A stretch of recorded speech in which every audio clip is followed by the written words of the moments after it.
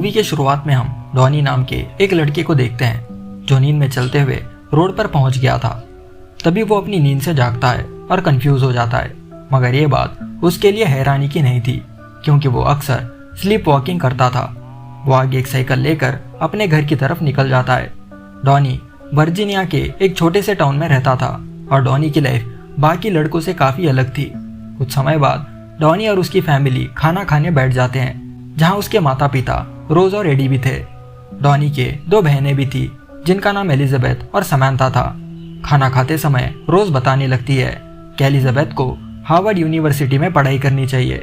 इस बात को सुनकर डॉनी एलिजाबेथ पर एक ताना मारता है और ये दोनों अब बहस करने लगते हैं।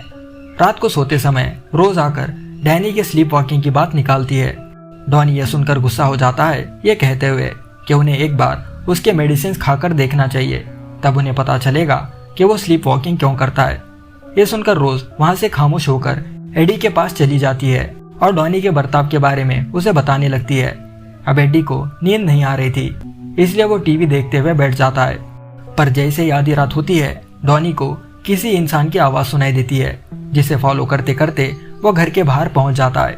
बाहर गोल्फ कोर्स की तरफ उसे एक इंसान की आकृति वाला अजीब सा फिगर दिखाई देता है, जिसने एक रैबिट कॉस्ट्यूम पहना हुआ था। वो फिगर डॉनी को बताता है कि दुनिया आने वाले 28 दिनों में खत्म होने वाली है।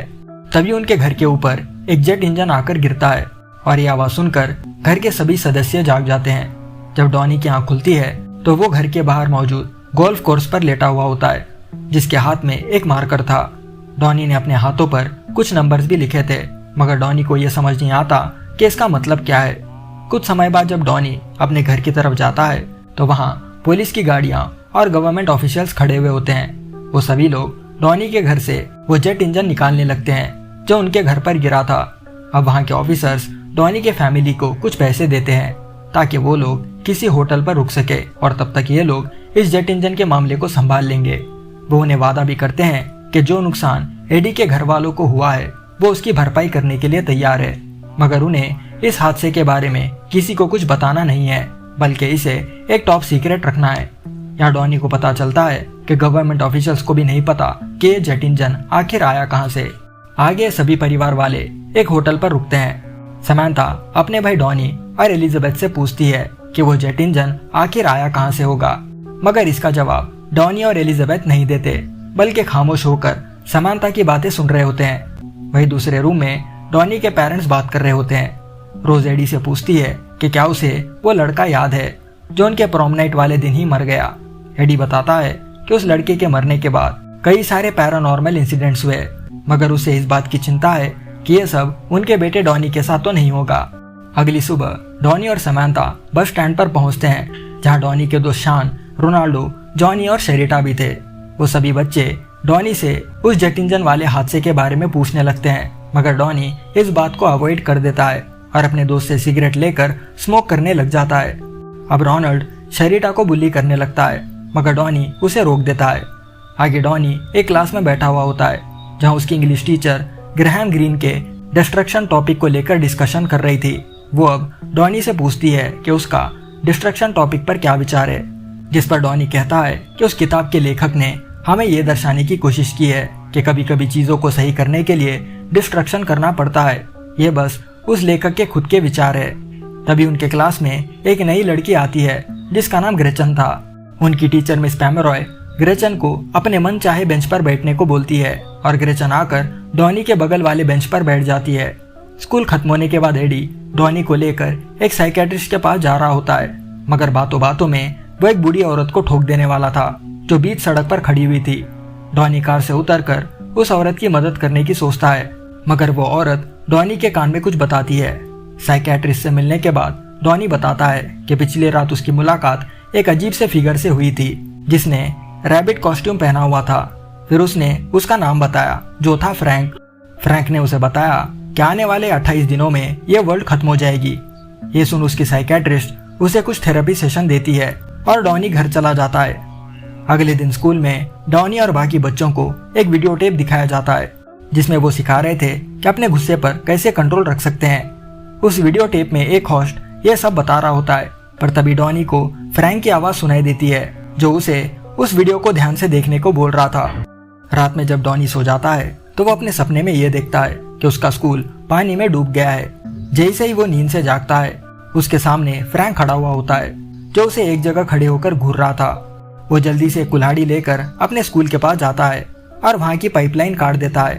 अगले दिन डॉनी अपनी बहन समांथा के एक एस्से को देखकर उसे चिढ़ा रहा होता है और उसके बाकी दोस्त वहाँ बस का वेट कर रहे होते हैं। तभी दो लड़कियां आकर डॉनी को बताने लगती है कि उन्हें आज छुट्टी मिली है क्योंकि स्कूल में हर जगह पानी बह रहा है। वही स्कूल का प्रिंसिपल कोल पाइप से निकल रहे पानी को देख रहा होता है। स्कूल के बाहर उन्हें एक एक्स दिखाई देता है जो वहाँ के पुतले के सर में घुसी हुई थी और वहाँ पर एक मैसेज भी लिखा हुआ था। वो मैसेज ये था कि उसने मुझे ये सब करने के लिए मजबूर किया। रास्ते से घर जाते समय डॉनी देखता है कि स्कूल के कुछ लड़के ग्रेचन को बुली कर रहे हैं, इसलिए वो वहाँ जाकर ग्रेचन को बुली होने से बचा लेता है। अब ग्रेचन बताने लगती है कि वो अपने मॉम के साथ इस टाउन में रिसेंटली ही शिफ्ट हुई है क्योंकि उसके स्टेपफादर उन्हें बहुत टॉर्चर और परेशान करते हैं। वही डॉनी बताता है कि उसने एक अबैंडन घर को जला दिया था जिसके लिए वो अरेस्ट भी हुआ, मगर वो अब एक बेहतर इंसान बनने की कोशिश कर रहा है। अपने अपने घर जाने से पहले डॉनी ग्रेचन को डेट के लिए पूछता है, जिसके लिए ग्रेचन मान जाती है। अगले दिन स्कूल में सभी टीचर्स सभी स्टूडेंट्स को बोर्ड पर लिखने को बोलते हैं ताकि वो ये पता कर सके कि बाहर स्टैचू के पास लिखा मैसेज किस स्टूडेंट के हैंडराइटिंग से मैच करता है। सभी लड़के फटाफट लिख देते हैं, मगर जब डॉनी की बारी आती है तो वो थोड़ा घबराने लगता है, जिसे देख उन टीचर्स को डॉनी पर शक होने लगता है। जब डॉनी वॉशरूम में जाता है तो वहाँ सेथ नाम का लड़का डॉनी को कन्फ्रंट करता है क्योंकि डॉनी ये अफवाह फैला रहा था कि सेथ ने ही स्कूल के पाइपलाइंस को काटा है। सेथ एक चाकू लेकर डॉनी को धमकाता है। फिर एक दिन जब डॉनी अपने दोस्तों के साथ बाहर जाता है तो उसे वही औरत दिखाई देती है जो उनके कार के सामने आ गई थी। इस औरत का नाम रोबर्टा स्पैरो था। ये देख डॉनी के दोस्त डॉनी को बताते हैं कि उन्होंने इस औरत का नाम ग्रैंडमा डेथ रखा है क्योंकि वो हमेशा सड़क के बीचों बीच आकर खड़ी हो जाती है और बार बार अपने लेटर बॉक्स को चेक करती है। शाम के वक्त स्कूल के टीचर सभी पेरेंट्स को उनके स्कूल पर रखे एक मीटिंग में बुलाते हैं ताकि वो लोग उस कल्प्रिट को ढूंढ सके जिसने उनके स्कूल की पाइपलाइन काटी थी। मगर तभी उनके स्कूल की जिम टीचर मिस किटी कहने लगती है कि यह सब हादसा इसलिए हुआ क्योंकि उनके स्कूल में ग्रैहम ग्रीन के डिस्ट्रक्शन बुक को पढ़ाया जा रहा था, जिससे इंस्पायर होकर स्टूडेंट्स ने यह सब किया होगा। इसलिए उन्हें ऐसी किताबें अपने स्टूडेंट्स को नहीं पढ़ानी चाहिए। फिर अक्टूबर 10 के दिन डॉनी अपने स्कूल के फिजिक्स टीचर से मिलता है और उन्हें टाइम ट्रैवल के बारे में पूछने लगता है। उसके टीचर उसे रॉबर्टा स्पैरो की एक किताब देते हैं जो टाइम ट्रैवल पर लिखी गई थी। रॉबर्टा स्पैरो वही औरत थी जो किसी के भी गाड़ी के सामने आकर खड़ी हो जाती थी। अब डॉनी जाकर अपने साइकेट्रिस्ट को बताता है कि फ्रैंक ने उसे रॉबर्टा स्पैरो की बुक पढ़ने को बोला था। उस किताब में रॉबर्टा ने बताया था कि सब जीव एक न एक दिन मर जाते हैं और मरते वक्त वो अकेले ही होते हैं। ये बात पढ़कर उसे अपने कुत्ते की याद आई जो कुछ समय पहले चल बसा और उसे अब डर है कि कहीं वो भी अकेला ना पड़ जाए। जब डॉनी घर पर होता है तो उसे उसके डैड और सिस्टर के बॉडी से एक अजीब सा बबल बाहर आता हुआ दिखाई देता है और ये बबल उसी डायरेक्शन में जा रहा होता है जहाँ एडी और समांथा जाने वाले थे। अब डॉनी के बॉडी से भी एक बबल बाहर आता है जिसे फॉलो करते करते वो अपने पेरेंट्स के कमरे में पहुंच जाता है। वहाँ उसे उसके फादर की गन मिलती है जिसे वो ले लेता है। एक हफ्ते बाद ग्रेचन और डॉनी बाहर सैर करने निकल पड़ते हैं और डॉनी ग्रेचन को किस करने की कोशिश करता है। ग्रेचन उसे रोक देती है ये कहते हुए कि वो इस किस के लिए एक स्पेशल मोमेंट का इंतजार कर रही है। वही डॉनी के पेरेंट्स डॉनी के अजीब से बिहेवियर को देख उसके साइकेट्रिस्ट से मिलने जाते हैं क्योंकि वो लोग डॉनी को लेकर चिंतित थे। साइकेट्रिस्ट बताती है कि डॉनी को अकेलेपन से डर लगता है, इसलिए वो इतना सहमा सहमा सा है। वो साइकेट्रिस्ट उन्हें फ्रैंक के बारे में भी पूछती है, मगर डॉनी के पेरेंट्स को फ्रैंक के बारे में कुछ पता नहीं था। साइकेट्रिस्ट बताती है कि डॉनी को स्किज़ोफ्रेनिया है। वही डॉनी अपने बाथरूम के मिरर पर फ्रैंक को याद करके उस पर चाकू मारने लगता है। आगे स्कूल में एक डिस्कशन मीटिंग होती है जहाँ जिम नाम का एक आदमी उनके सिलेबस से रिलेटेड एक टॉपिक पर बात कर रहा होता है जिसमें कैरेक्टर का नाम फ्रैंक था। ये देख डॉनी जिम से बहस करने लगता है और ये देख वहाँ के गार्ड्स आकर डॉनी को बाहर ले जाते हैं। आगे डॉनी और ग्रेचन बाहर बैठे हुए होते हैं और वो ग्रेचन को रोबर्टा की टाइम ट्रैवल वाली बुक दिखाता है। वो ग्रेचन से कहता है कि इस बुक में जो कुछ भी लिखा है वो सब उसके साथ हो चुका है, इसलिए उन्हें रॉबर्टा के घर पर जाकर इस चीज के बारे में पता लगाना चाहिए। जब ये दोनों रॉबर्टा के घर पर जाते हैं तो कोई वहां का दरवाजा नहीं खोलता। आगे ये दोनों जब रॉबर्टा के लेटर बॉक्स को देख रहे होते हैं तो रॉबर्टा उन्हें टेरेस के ऊपर से घूर रही होती है। अगले दिन जब डॉनी स्कूल से घर लौट रहा होता है तो उसे जिम का वॉलेट मिलता है जिसमें उसका एड्रेस भी था। कुछ टाइम बाद ग्रेचन और डॉनी फिल्म देखने जाते हैं जहाँ ग्रेचन मूवी देखते देखते सो जाती है कि तभी वहां पर फ्रैंक आ जाता है। डॉनी फ्रैंक से कहता है कि वो अपना मास्क हटाए। जैसे ही फ्रैंक अपना मास्क हटाता है डॉनी देखता है कि फ्रैंक उसी की तरह एक यंग लड़का है और उसकी एक आंख जख्मी है। डॉनी अब सिनेमा हॉल से बाहर आता है और जिम को फंसाने के लिए एक प्लान बनाता है। वही जिम स्कूल में एक टैलेंट शो को होस्ट कर रहा था जिसमें डॉनी की बहन समंथा भी शामिल थी। आगे डॉनी जिम के घर पर जाकर वहां पर आग लगा देता है और वापस सिनेमा हॉल में चले जाता है जहां ग्रेचन अभी भी सोई हुई थी। अब अगले दिन जिम के घर की आग को लगने की खबर न्यूज चैनल पर चलने लगती है जहां फायर फाइटर्स ने उस आग को बुझा दिया था। मगर उन फायर फाइटर्स को जिम के घर पर कुछ बहुत ही घटिया चीजें मिली जिससे वो छोटे बच्चों को अपने हवस का शिकार बनाता था।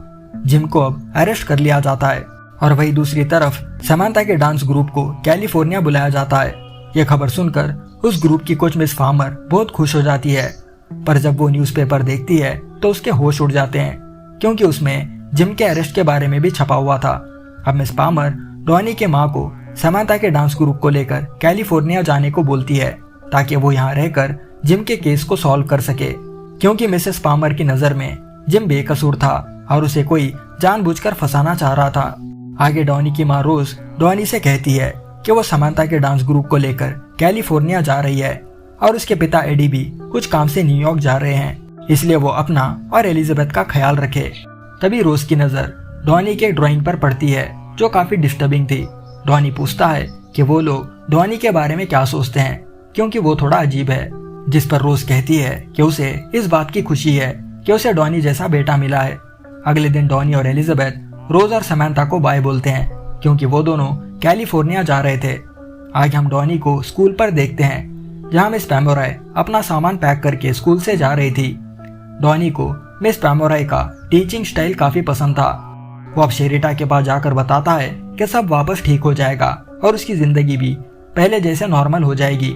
पर ये बातें सुनकर शेरिटा रोने लगती है और वहां से भाग जाती है। ये सब वो शेरिटा से इसलिए कहता है क्योंकि सब लोग उसे बुली करते थे। जब डॉनी नीचे देखता है तो उसे शेरिटा के बैग में एक बुक नजर आती है जिस पर उसका नाम लिखा हुआ था। अगले सीन में हम डॉनी को देखते हैं जो अपने साइकियाट्रिस्ट से मिलने गया था। उसकी साइकियाट्रिस्ट उसे हिप्नोटाइज करके उसके पेरेंट्स के बारे में पूछती है। डॉनी बताता है कि एक बार उसके पेरेंट्स ने उसे उसका मनचाहा गिफ्ट क्रिसमस को नहीं दिया, जिसे सोचकर उसे आज भी दुख होता है। वो साइकियाट्रिस्ट जिम से पूछती है कि उसके रिग्रेट्स क्या है और उसे किस चीज का पछतावा होता है। बदले में डॉनी अपने सारे किए धरे के बारे में साइकियाट्रिस्ट को बता देता है। वो आगे कहता है कि फ्रैंक ने उसे ये सब करने के लिए कहा था। अगर वो ऐसा नहीं करता तो फ्रैंक उसे छोड़कर चले जाता और वो अकेला पड़ जाता। डॉनी अब रोते हुए फ्रैंक के भविष्यवाणी के बारे में भी बताता है, ये कहते हुए कि आने वाले 28 दिनों में ये दुनिया खत्म हो जाएगी। तभी उसे वहाँ फ्रैंक दिखाई देता है जिसे देख वो चिल्लाने लगता है। अब डॉनी की हालत को देखकर उसकी साइकियाट्रिस्ट उसे हिप्नोसिस से जगा देती है। डॉनी के वहां से निकलते समय साइकियाट्रिस्ट उसे उसकी दवाइयां बंद कर देने को बोलती है, वरना उसकी कंडीशन और भी ज्यादा खराब हो जाएगी। फिर अक्टूबर 29 के दिन एलिजाबेथ बताती है कि उसे हार्वर्ड यूनिवर्सिटी में एडमिशन मिल गया है। यह सुन डॉनी खुश हो जाता है और शाम को एक पार्टी रखता है जिसमें ग्रेचन भी आती है। ग्रेचन डॉनी को बताती है कि उसकी मॉम कहीं मिसिंग है और उसे शक है कि उसके स्टेप डैड ने ही उसके मॉम को कुछ किया होगा। वो दोनों अब इंटीमेट होते हैं और वापस पार्टी में चले जाते हैं। तभी डॉनी के सीने से एक बबल बाहर आता है जिसे फॉलो करते करते वो किचन तक पहुंचते हैं जहां पर एक नोट लिखा हुआ था। उस नोट पर लिखा था कि फ्रैंक बीयर लेने बाहर गया है। अब डॉनी को काफी अजीबोगरीब विजन्स आने लगते हैं, इसलिए वो ग्रेचन, रोनाल्ड और शान को लेकर रॉबर्टा के घर पर जाता है। मगर तभी सेथ और रिकी नाम के 2 लड़के आकर ग्रेचन को पकड़ लेते हैं। ये देख रोनाल्ड और शान वहां से डरकर भाग जाते हैं। तभी अपोजिट डायरेक्शन से एक कार आने लगती है। ये देख सेथ, जिसने डॉनी को पकड़ रखा था, वो अब डरने लगता है। वही रिकी कार को देख वहां से भाग जाता है और ग्रेचन कार को रोकने सड़क के बीचों बीच ठहर जाती है। कार को दूसरे डायरेक्शन में घुमाने जाकर वो ड्राइवर ग्रेचन को ठोक देता है। ये देख सेथ घबरा जाता है और डॉनी को छोड़कर वहां से भाग जाता है। तभी उस कार से 2 लड़के बाहर आते हैं, जिसमें एक फ्रैंक था। ग्रेचन के बॉडी को देख डॉनी अपनी गन बाहर निकालकर फ्रैंक की आंख में गोली मार देता है। यहाँ में पता चलता है कि फ्रैंक की आंख जख्मी क्यों थी, क्योंकि डॉनी ने फ्यूचर में फ्रैंक की आंख में गोली मारी थी और फ्रैंक फ्यूचर से पास्ट में जाकर डॉनी को ये सब करने की सलाह दे रहा था। ये देख फ्रैंक का दूसरा दोस्त वहां से भाग जाता है। तभी वहां रोबोटा आकर डॉनी को बताती है कि डॉनी का भेजा हुआ लेटर उसे मिल चुका है। वो उसे ये भी बताती है कि यहाँ जल्द ही एक तूफान आने वाला है, इसलिए वो यहाँ से चले जाए। अब डॉनी ग्रेचन के बॉडी को लेकर अपने पेरेंट्स के कार में बैठ जाता है। तभी डॉनी देखता है कि उसके घर के ऊपर एक पोर्टल ओपन हो चुका है। वो अब ग्रेचन को लेकर बाहर चला जाता है और एक जगह रुककर रोने लगता है। वही वो घने बादल जैसा पोर्टल बड़ा होने लगता है और इस पोर्टल से समांथा और रोज जिस प्लेन में बैठे हुए थे वो डिस्ट्रॉय हो जाता है। जब डॉनी ग्रेचन के चेहरे को देख रहा होता है तो उसे पिछले 28 दिनों के विजन्स आने लगते हैं। तभी उसे वो विजन याद आती है जिसमें उसने रोबोटा को एक लेटर लिखा था। उसने उस लेटर में लिखा था कि रोबोटा की बुक कोई फिक्शनल किताब नहीं है और शायद उसमें वर्ल्ड के एंडिंग के बारे में कुछ क्लूज होंगे। तभी वो वापस अक्टूबर 2 के दिन पास्ट में जागता है और उसे अब एहसास होता है कि वो आने वाले इवेंट्स को टाल सकता है और ग्रेचन को बचा सकता है। इसी सीन के साथ ये टाइम ट्रैवल मूवी यहाँ पर खत्म हो जाती है। तो दोस्तों बताइए आपको ये मूवी कैसी लगी। अगर वीडियो पसंद आया है तो एक लाइक और एक कमेंट ड्रॉप करना मत भूलना। मैं जल्दी एक और वीडियो के साथ लौटूंगा। तब तक के लिए bye, take care and thanks for watching.